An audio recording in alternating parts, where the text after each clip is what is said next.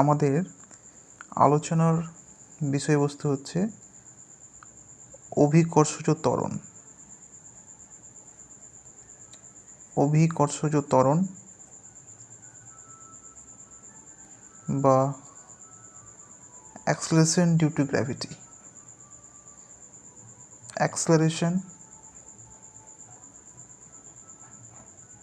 Due to gravity.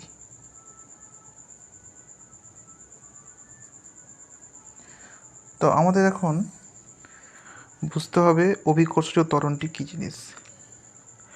তো অভিকর্ষজ ত্বরণ এর সংজ্ঞা হচ্ছে যে কোনো একটি বস্তুকে পৃথিবীপৃষ্ঠের উপর ছাড়া হলে বস্তুটি যে ত্বরণ সহ নিচের দিকে গতিশীল হয় সেটাকে বলা হয় অভিকর্ষজ ত্বরণ। তো আমরা এখন দেখি অভিকর্ষ ত্বরণের রাশিমালা কী হবে। তো আমরা এখানে একটি পৃথিবীর ছবি আর পৃথিবীপৃষ্ঠের উপর নির্দিষ্ট উচ্চতায় কোনো একটা বস্তু নিয়েছি যার ভর হচ্ছে m, আর পৃথিবীর ভর হচ্ছে ক্যাপিটাল M। এখন আমরা ভাবতেই পারি যে পৃথিবীর সমগ্র ভরটা এই সেন্টারের মধ্যে কেন্দ্রীভূত আছে। এবার এই ভর দুটির সংযোগকারী লাইন হচ্ছে এটা। এবার এই দুটির মধ্যবর্তী দূরত্ব যদি r হয় তাহলে আমরা নিউটনের মহাকর্ষ সূত্র থেকে লিখতে পারি যে এই m ভরের উপর ক্রিয়াশীল বল, স্মল m ভরের উপর ক্রিয়াশীল মহাকর্ষ বল F সমান G/m/r²। এবার আমাদের সংজ্ঞা অনুসারে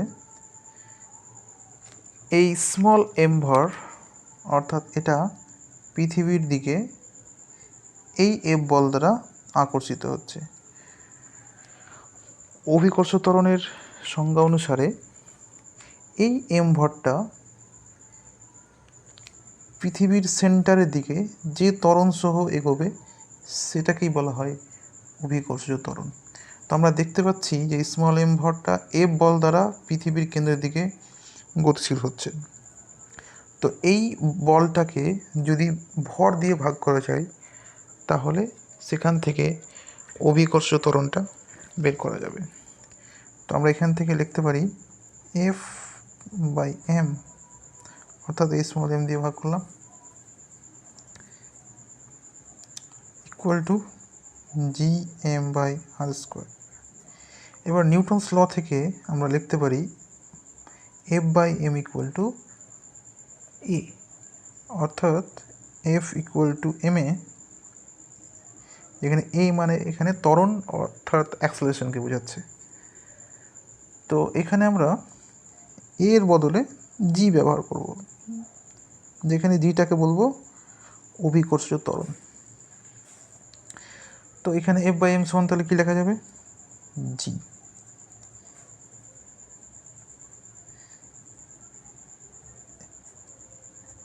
এটি হচ্ছে অভিকর্ষ ত্বরণের রাশিমালা এবং এই জিটা আমরা এখান থেকে বের করে লিখেছি। তো এখান থেকে আমরা বুঝতে পারলাম যে অভিকর্ষ ত্বরণের মান নিউটনের সূত্র থেকে বের করলাম। এরপর আমরা এই রাশিটাকে যদি ভালো করে লক্ষ্য করি তো দেখতে পাচ্ছি যে অভিকর্ষ ত্বরণ পৃথিবীর ভর m মানে এখানে পৃথিবীর ভর, আর r মানে হচ্ছে স্মল m ভর পৃথিবীর সেন্টার থেকে কত দূরে আছে সেটাকে বোঝাচ্ছে,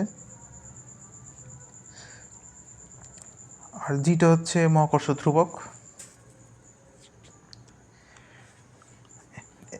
এবার আমরা কতগুলো বিষয় দেখব যার উপর এই জি এর মানটা নির্ভরশীল হবে। তো যে সমস্ত বিষয়ের উপর বা রাশির উপর জি এর মানটা নির্ভরশীল হয় সেই রাশিগুলোর সম্পর্কে এখন আমাদের জানতে হবে।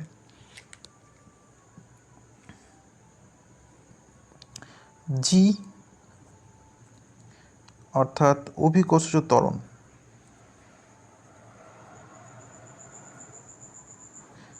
এর আগের ভিডিওতে আমরা দেখেছি যে এই G equal to GM by R square এরকম আরেকটা রাশিমালা বেরিয়েছিল, যেটাকে আমরা মহাকর্ষ ক্ষেত্র প্রাবল্য বলেছিলাম। তো এর অর্থ হলো যে এই জিটাকে অভিকর্ষ ত্বরণ অথবা মহাকর্ষ ক্ষেত্র প্রাবল্য যে কোনো একটা বলা যায়। অভিকর্ষজ ত্বরণও বলতে পারি, আবার এটাকে মহাকর্ষ ক্ষেত্র প্রাবল্য বলতে পারি। রাশিমালা একই রকম, ক্ষেত্র প্রাবল্য।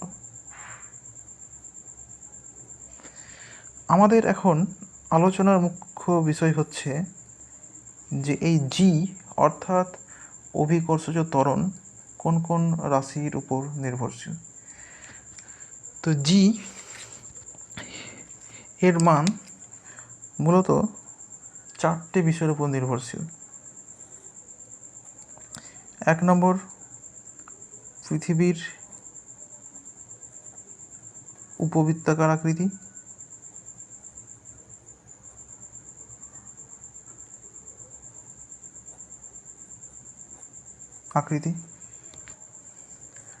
2, পৃথিবী পৃষ্ঠ থেকে উচ্চতা। পৃথিবী পৃষ্ঠ থেকে উচ্চতা। এরপর 3 নম্বর রাশিটি হচ্ছে গভীরতা। পৃথিবীর গভীরতা।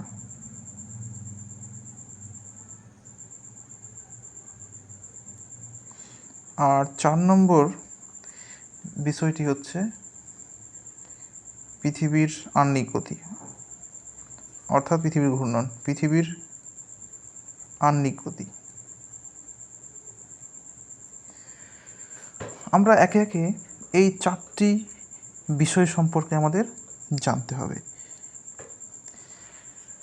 আমরা প্রথমে দেখব কিভাবে পৃথিবীর উপবৃত্তাকার আকৃতির ফলে পৃথিবীর বিভিন্ন স্থানে অভিকর্ষজ ত্বরণের মানের পরিবর্তন ঘটে থাকে।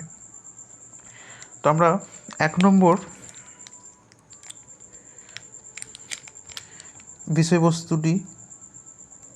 বিষয়টি নিয়ে এখন আলোচনা করব। তো পৃথিবীর উপবৃত্তাকার আকৃতি। পৃথিবীর উপবৃত্তাকার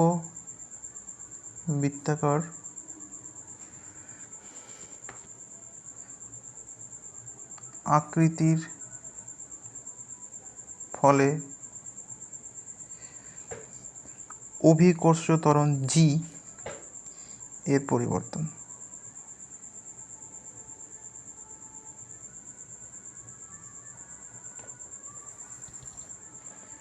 তো আমরা প্রথমে পৃথিবীর উপবৃত্তাকার আকৃতির একটু ছবি আঁকব। তো আমরা পৃথিবীকে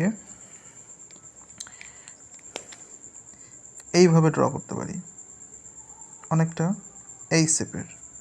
অর্থাৎ পৃথিবী উত্তর এবং দক্ষিণ মেরুতে কিছুটা চাপা অবস্থায় রয়েছে। পৃথিবীর সেন্টার যদি এটা হয়, তো আমরা ছবি থেকে পরিষ্কারভাবে বুঝতে পারছি যে পৃথিবীর ব্যাসার্ধ সব জায়গাতে কিন্তু সমান নয়। তো আমরা পার্টিকুলারভাবে দুটো জায়গাতে ফোকাস করব, একটা হচ্ছে মেরু অঞ্চল এবং একটা হচ্ছে নিরক্ষরেখা বা বিষুব অঞ্চল। তো এখানে দেখতে পাচ্ছি এটা হচ্ছে মেরু অঞ্চল আর এটা হচ্ছে নিরক্ষরেখা। তো আমরা এই ডায়াগ্রাম থেকে বুঝতে পারছি যে মেরু অঞ্চলটা পৃথিবীর সেন্টার থেকে খুব কাছে আছে, কিন্তু নিরক্ষরেখাটা অর্থাৎ বিষুবরেখা অঞ্চলটা পৃথিবীর সেন্টার থেকে দূরে আছে। তো এখন আমরা অভিকর্ষজ ত্বরণের রাশিমালা যদি লিখি gm/r², এখানে আর মানে হচ্ছে সেন্টার থেকে পৃথিবী পৃষ্ঠের ওপর কোনো একটা বিন্দুর দূরত্ব। তো যেহেতু মেরু অঞ্চলে আর ছোট, ফলে জিটা হবে বড়। তো এখানে আমরা লিখতে পারি কেস 1 মেরু অঞ্চলে আর ছোট, তাহলে আর যত ছোট হবে জি তত বড় হবে। আবার কেস টু নিরক্ষরেখা বা নিরক্ষরেখা অঞ্চলে দেখতে পাচ্ছি আর বড়, আর যদি বড় হয় তাহলে জি ছোট হবে। তার মানে নিরক্ষরেখাতে বা বিষুবরেখা অঞ্চলে অভিকর্ষজ ত্বরণের মান কম হবে, অর্থাৎ হ্রাস পায়। অতএব আমরা এখান থেকে বুঝতে পারলাম যে পৃথিবীর উপবৃত্তাকার আকৃতির ফলে পৃথিবীর বিভিন্ন স্থানে জি এর মান আলাদা হয়। এরপরে আমাদের 2 নম্বর বিষয় যেটা জি এর মান পরিবর্তন করতে পারে, সেটা হচ্ছে পৃথিবী পৃষ্ঠ থেকে উচ্চতা বৃদ্ধি। তা আমরা 2 নম্বর বিষয় সম্পর্কে আলোচনা করব। নাম্বার 2,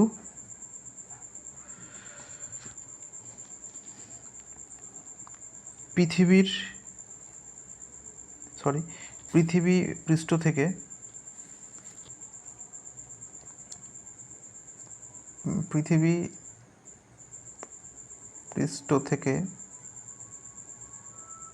উচ্চতা বৃদ্ধির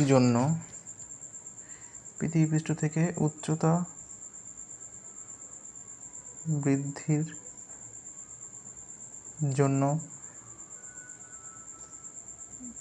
জি এর পরিবর্তন, অর্থাৎ অভিকর্ষজ ত্বরণের পরিবর্তন। তো এই জি এর মানের পরিবর্তন উচ্চতা বৃদ্ধির ফলে কীরকম হতে পারে সেই সংক্রান্ত আমরা একটা ডায়াগ্রাম ড্র করব।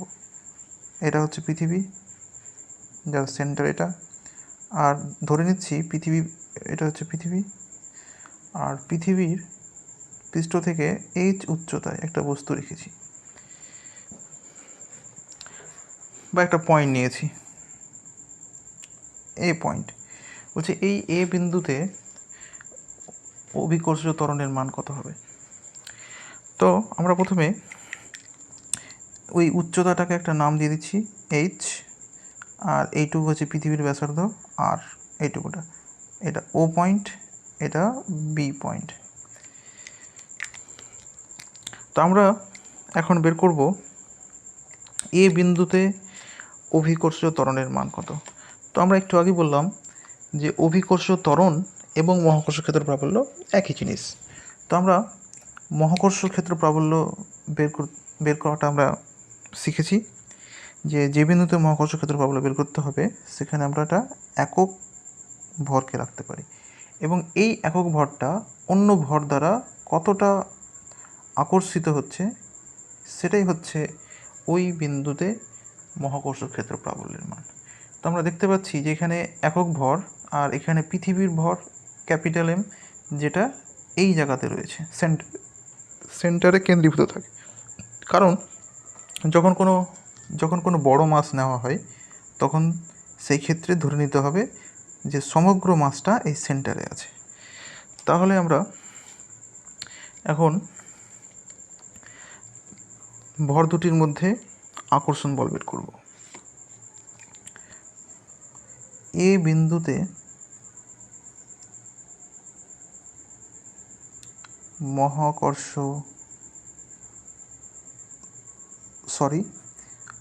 অভিকর্ষজ ত্বরণ, একই ব্যাপার, অভিকর্ষজ ত্বরণ বা মহাকর্ষ ক্ষেত্র প্রাবল্য।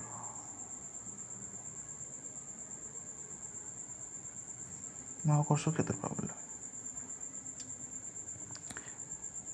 জি ইকুয়াল টু ক্যাপিটাল জি মহাকর্ষ ধ্রুবক, এটাকে আমরা জি ড্যাশ দিয়ে লিখছি। আর ভর দুটো গুণফল, এখানে ভর বলতে পৃথিবীর ভর ক্যাপিটাল এম এখানে আছে, আর একক ভর এখানে আছে, তার মানে এম ইন্টু 1 বাই এই দুটো ভরের মধ্যবর্তী দূরত্ব, যেটা আমরা দেখতে পাচ্ছি ক্যাপিটাল আর পৃথিবীর ব্যাসার্ধ প্লাস এইচ, তার মানে আর প্লাস এইচ তার স্কোয়ার। এবার আমরা এটাকে একটু সিম্পলিফাই করে লিখতে হবে, আর বাই আর প্লাস এইচ তার স্কোয়ার। এবার এখানে আমাদের আরেকটা বিষয় বের করতে হবে, সেটা হচ্ছে বি বিন্দুতে অভিকর্ষ ত্বরণটা কত, অর্থাৎ পৃথিবী পৃষ্ঠে অভিকর্ষ ত্বরণ এই জায়গাটাতে কত সেটা। তো আমরা এখানে উপরে বের করে নিচ্ছি, এটা কাজে লাগবে। পৃথিবী পৃষ্ঠে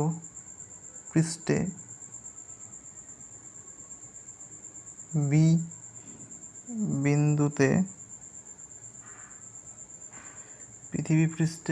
বিন্দুতে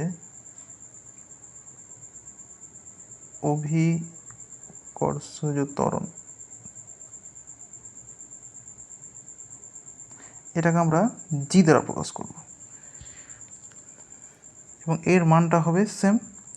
যেখানে অভিকর্ষ ত্বরণ বা মহাকর্ষ ক্ষেত্র প্রাবল্য বের করতে বলে সেখানে একটা একক ভর ধরতে হবে, আর এখানে পৃথিবীর ভরের গুণফল, তার মানে G M by R square. এটা আমরা এখানে যে জিনিসটা লক্ষ্য করলাম সেটা হচ্ছে যে পৃথিবী পৃষ্ঠ অর্থাৎ বি বিন্দুতে মহাকর্ষ ক্ষেত্র প্রাবল্য বা অভিকর্ষ ত্বরণ যদি বের করতে বলে তাহলে তার রাশিমালা হবে এটা।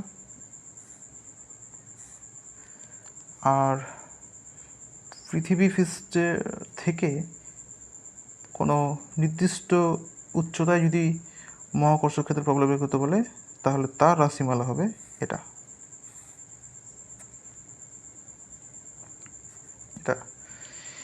এবার এই দুটো রাশি অর্থাৎ জি এবং জি ড্যাশ, অর্থাৎ পৃথিবী পৃষ্ঠে অভিকর্ষজ ত্বরণ এবং পৃথিবী পৃষ্ঠ থেকে এইচ উচ্চতায় অভিকর্ষজ ত্বরণ এর মধ্যে কি সম্পর্ক সেটা আমাদের এখন বের করতে হবে। তো এটার জন্য আমাদের কি করতে হবে, আমরা এটাকে এটা দিয়ে ভাগ করে দেবো, জিকে জি ড্যাশ দিয়ে ভাগ, অথবা জি ড্যাশকে জি দিয়ে ভাগ করে দেবো। তাহলে আমরা এবার লিখতে পারবো জি ড্যাশ বাই জি। তো এখান থেকে লিখতে পারি G M by R plus H এর স্কোয়ার, আর নিচে হবে G M by R square. এখান থেকে আমরা জিএমকে ক্যান্সেল আউট করব, তাহলে আমাদের কাছে কি থাকছে অবশিষ্ট, R square by R plus H এর স্কোয়ার। এবার এটাকে আমরা কোনাকুনি মাল্টিপ্লাই করব, তাহলে G dash is equal to হবে G R square by R plus H এর স্কোয়ার। এরপরে এটাকে একটু রিঅ্যারেঞ্জমেন্ট করতে হবে, এবং রিঅ্যারেঞ্জমেন্ট করার পর একটা সিম্পল ফর্মে এই সম্পর্কটাকে লিখতে হবে। তো আমরা এক কাজ করতে পারি, এটাকে আমরা এরকম করে লিখতে পারি 1/1 প্লাস h/r তার স্কোয়ার, এটাকে এভাবে লেখা যায়। এর পরের স্টেপে আমরা এই রাশিটাকে এইভাবে লিখতে পারি h/r - 2। নেক্সট স্টেপ, এই রাশিটাকে বাইনোমিয়াল এক্সপ্যানশন অর্থাৎ বাইনোমিয়াল থিওরেমের মাধ্যমে এইভাবে লিখতে পারবো 2h/r। তো ফাইনাল আমাদের কাছে যে রেজাল্টটা আসবে সেটা হচ্ছে এটা। এবং এই সম্পর্কটা ইম্পর্টেন্ট, তার কারণ হলো এই সম্পর্কের মাধ্যমে আমরা সিম্পল একটা ইকুয়েশন পাচ্ছি, যেখানে নির্দিষ্ট কোনো উচ্চতা, অভিকর্ষজ ত্বরণ এবং পৃথিবী পৃষ্ঠের অভিকর্ষজ ত্বরণের মধ্যে সম্পর্ক পাচ্ছি। এবার এই বাইনোমিয়াল এক্সপ্যানশনটা কি সে ব্যাপারে যদি আমরা একটু বলি, তো বাইনোমিয়াল এক্সপ্যানশন এর একটা ফর্মুলা আমাদের ম্যাথামেটিক্সে রয়েছে, সেটা হচ্ছে এরকম 1 প্লাস এক্স তার পাওয়ারে যদি n থাকে এবং এক্সের মান যদি 1-এর থেকে ছোট হয় তাহলে এটাকে 1 প্লাস nx এবং আরও কিছু হায়ার অর্ডার বিভিন্ন টার্মগুলোকে রাখতে পারি। এবং যেহেতু সেই হায়ার অর্ডার টার্মগুলো স্কোয়ার, কিউব বা ফোর্থ পাওয়ারে হবে, ফলে আমরা সেগুলোকে নেগলেক্ট করতে পারবো। ফলে আলটিমেট আমাদের যে রেজাল্টটা বেরোবে সেটা হচ্ছে 1 প্লাস nx। এই সেম ফর্মুলা আমরা এখানে ব্যবহার করেছি, তার কারণ এখানে h/r যেটা সেটা 1-এর থেকে ছোট। এবং এটা আমরা কীভাবে বললাম যেটা 1-এর থেকে ছোট, কারণ এই h যেটা আছে সেটা আর পৃথিবীর রেডিয়াস থেকে ছোট হয়। তো আমরা এখান থেকে ফাইনালি যে সিদ্ধান্তটা করতে পারলাম সেটা হচ্ছে যে পৃথিবী পৃষ্ঠে জি এবং নির্দিষ্ট কোনো উচ্চতায় জি, এদের মধ্যে যদি সহজ লিনিয়ার যদি কোনো সম্পর্ক লিখতে হয় তাহলে সেটাকে আমরা এইভাবে লিখতে পারবো। আর আরেকটা সম্পর্ক হচ্ছে এটা। কিন্তু আমাদের একটা জিনিস খেয়াল রাখতে হবে যে এই সম্পর্কটা 100% সঠিক একটা সম্পর্ক বা ইকুয়েশন, কিন্তু আমাদের ফাইনাল যে সম্পর্কটা বেরোলো অর্থাৎ এই সম্পর্কটা, এটা কিন্তু 100% অ্যাকুরেট না। কারণ আমরা এখানে কিছু টার্মকে এখানে আমরা নেগলেক্ট করেছি, কিছু টার্মস। তাহলে এখানে কিছু টার্মসকে নেগলেক্ট করা হয়েছে, ফলে এটা 100% কারেক্ট ফর্মুলা না, এটা হচ্ছে 90% কারেক্ট ফর্মুলা। এটা কিন্তু আমাদের মাথায় রাখতে হবে। এর মানে যখন আমরা এই সূত্রটা ব্যবহার করব তখন আমাদের মনের মধ্যে রাখতে হবে যে এটা সব ক্ষেত্রে ভ্যালিড হবে না, কিছু কিছু ক্ষেত্রে সেটা কিন্তু ভুল রেজাল্ট দেখাবে। কিন্তু এই যে ফর্মুলাটা, এটা কিন্তু সমস্ত ক্ষেত্রে 100% সঠিক রেজাল্ট দেখাবে। এই দুটো কথা মাথায় রেখে আমাদের এই সূত্রটাকে ব্যবহার করতে হবে। এরপরে আমাদের 3 নম্বর যে বিষয়টা ছিল যার উপর জি এর মানটা নির্ভরশীল, সেটা হচ্ছে পৃথিবীর গভীরতা বৃদ্ধির সঙ্গে জি এর পরিবর্তন।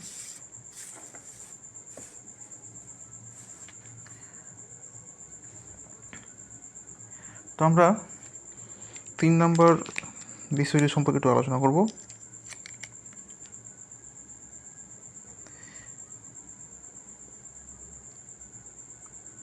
পৃথিবীর গভীরতা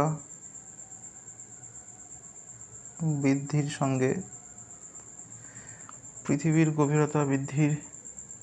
সঙ্গে জি এর পরিবর্তন, অর্থাৎ অভিকর্ষজ ত্বরণের পরিবর্তন।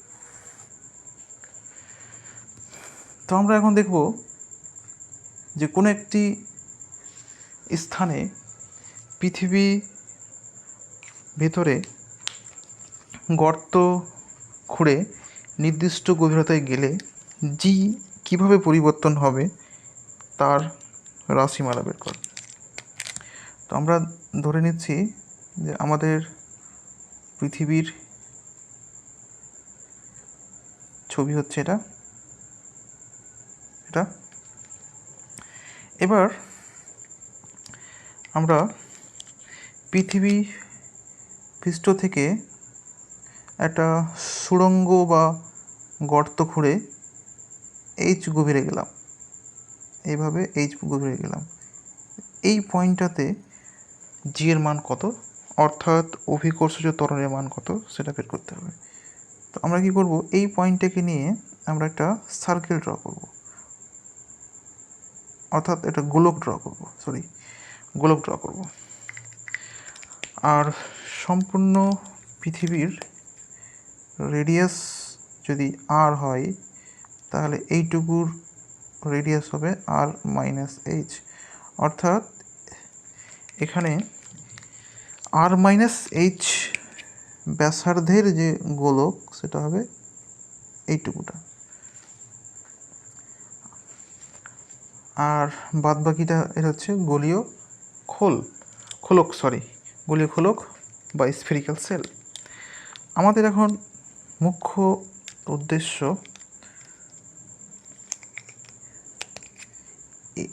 এই ও এ এবং বি, এই এ বিন্দুতে মহাকর্ষ ক্ষেত্রপ্রবলতা বের করা।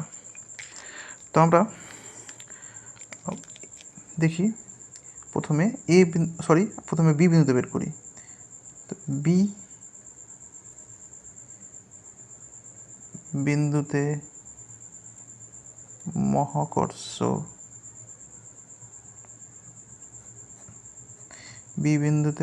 অভিকর্ষজ ত্বরণ জি ইকুয়াল টু সমগ্র পৃথিবীর ভর যদি ক্যাপিটাল এম হয় তাহলে সমগ্র ভরটা এখানে স্টোর হয়ে থাকবে, এটা ক্যাপিটাল এম। আর যেখানে অভিকর্ষজ ত্বরণ বা মহাকর্ষ ক্ষেত্র প্রাবল্য বের করব সেখানে একক ভরকে ধরতে হবে। তো এখানে আমরা এই জায়গাতে একক ভরকে ধরব, দিয়ে এই দুটোর মধ্যে আকর্ষণ বল বের করব এবং সেটাই হবে জি এর মান। তো এখানে আমরা লিখতে পারবো G M by R square, কারণ এই ডিস্টেন্সটা হচ্ছে এই সমগ্র পৃথিবীর ব্যাসার্ধ। একই রকমভাবে আমরা এ বিন্দুতে মহাকর্ষ ক্ষেত্র প্রবলতা বের করব। এ বিন্দুতে মহাকর্ষ ক্ষেত্র প্রাবল্য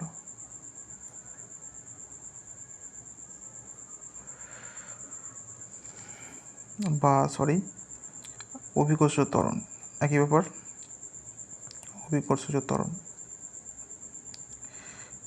এটাকে জি ড্যাশ দিয়ে লিখতে হবে।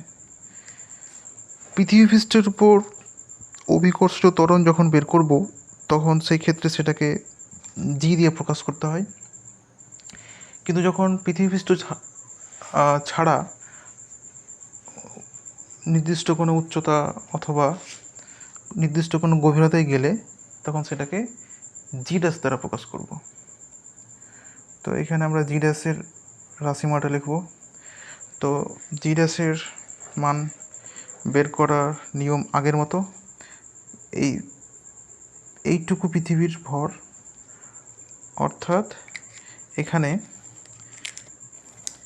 এ বিন্দুটা যতটুকু গোলকের উপর রয়েছে অর্থাৎ এইটুকু গোলক, তার মাসটা এখানে নিতে হবে। তো এখানে এই r-h ব্যাসার্ধের গোলকের ভর কত সেটা বের করা এখন সম্ভব হচ্ছে না, তাই ওটাকে আমি m ড্যাশ লিখে দিচ্ছি, gm ড্যাশ বাই ইন্টু 1, কারণ এখানে বের করছি এই বিন্দুতে, তাহলে ওখানে 1 ভাবতে হবে, আর বাই হচ্ছে ছোট স্ফিয়ারটার রেডিয়াস তার স্কোয়ার। এরপর আমরা এটাকে এইভাবে লিখতে পারি G M dash by r-h তার স্কোয়ার। এখন আমাদের লক্ষ্য হচ্ছে এই এম ড্যাশটা কত, অর্থাৎ ছোট স্ফিয়ারটার মাস কত। তো আমরা লিখতে পারি ছোট স্ফিয়ারটার ভলিউম 4/3 পাই r-h তার কিউব ইন্টু রো হচ্ছে পৃথিবীর ঘনত্ব। একই রকমভাবে আমরা সমগ্র পৃথিবীর যেটা মাস সেটা m, এটাকে এইভাবে লিখতে পারি। এবার আমরা এই দুটোকে বাই করে লিখতে পারি m ড্যাশ বাই m। তাহলে এখানে আমাদের কাছে যেটা অবশিষ্ট থাকবে 4/3 পাই ক্যান্সেল হয়ে যাবে, রোটা ক্যান্সেল আউট হয়ে যাবে, তাহলে আমাদের কাছে থাকবে এটা। এখান থেকে আমরা m ড্যাশটা বের করতে পারি, m r-h এর কিউব বাই আর কিউব। এই m ড্যাশের মানটা আমরা এখানে বসিয়ে দেবো। তাহলে এখান থেকে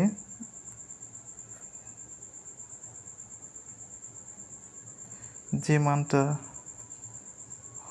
বসবে সেটা হচ্ছে কিউব। এখান থেকে r-স্কোয়ার আর কিউব একটা ক্যান্সেল আউট হবে, থাকবে G M r-h by R cube. এটাকে আমরা আরেকটু সিম্পলিফাই করে লিখতে পারি G M R square into r-h by R. আবার এটাকে আমরা এরকম করে লিখতে পারি জি 1 - h বাই আর। অর্থাৎ আমাদের ফাইনাল যে রেজাল্টটি এলো সেটি হচ্ছে G dash is equal to G into 1 - h by R. অর্থাৎ পৃথিবীর পৃষ্ঠ থেকে পৃথিবীর গভীরে গেলে, অর্থাৎ সেন্টারের দিকে গেলে জি এর মান এবং পৃথিবী পৃষ্ঠে জি এর মান অর্থাৎ অভিকর্ষ ত্বরণের মান এর মধ্যে সম্পর্ক, এবং এই সূত্রটি 100% সঠিক সূত্র। অর্থাৎ এখানে কোনো অ্যাপ্রক্সিমেশন ধরা হয়নি, অর্থাৎ এখানে কোনো টার্মকে বাদ দেওয়া হয়নি, ফলে এই সূত্রটাকে সব ক্ষেত্রে অ্যাপ্লাই করা যাবে। তো আমাদের 3 নম্বর বিষয় অর্থাৎ পৃথিবীর গভীরতা বৃদ্ধির সঙ্গে জির পরিবর্তনটা সম্পর্কে আলোচনা করা হলো। এর পরে আমাদেরকে ফাইনাল যে ব্যাপারটি নিয়ে আলোচনা করতে হবে সেটা হচ্ছে পৃথিবীর ঘূর্ণনের ফলে অভিকর্ষজ ত্বরণের কী পরিবর্তন হয় সেটা বের করা। তাহলে ফোর্থ ফ্যাক্টরটা হচ্ছে পৃথিবীর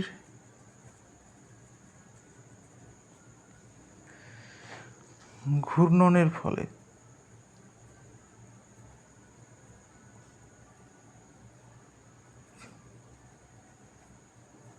অভিকর্ষজ ত্বরণের বা জি এর পরিবর্তন,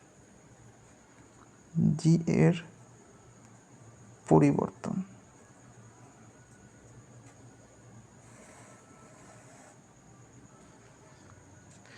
তো আমরা এটির জন্য পৃথিবীর একটা ছবি আঁকব, এবং এই ছবিতে আমরা পৃথিবীর আহ্নিক গতি অর্থাৎ নিজ অক্ষের সাপেক্ষে পৃথিবীর যে ঘূর্ণন সেটিকে প্রকাশ করব। এটা হচ্ছে পৃথিবী, যার ঘূর্ণন অক্ষ হচ্ছে এটাকে আমরা একটু এক্সটেন্ড করে দিতে পারি আর এটাকে এইভাবে ওমেঘা কৌণিক বেগে ঘুরছে পৃথিবী। এরপর পৃথিবীর সেন্টার যেটা, সেটা এখানে ভাবলাম। পৃথিবীর রেডিয়াস এটা আর এটা, এবং এই লাইনটাকে আমরা বলতে পারি নিরক্ষরেখা বা বিষুবরেখা। আর আমরা একটা বস্তু নিচ্ছি কোনো একটা স্থানে, পৃথিবী ধরলাম এখানে, আর এই বস্তুটা পৃথিবীর নিরক্ষরেখার সঙ্গে যে কোণ তৈরি করবে সেটাকে বলা হয় অক্ষাংশ। এবার পৃথিবী যখন ঘড়ি কাঁটার অপোজিটে ঘুরবে তখন এই এম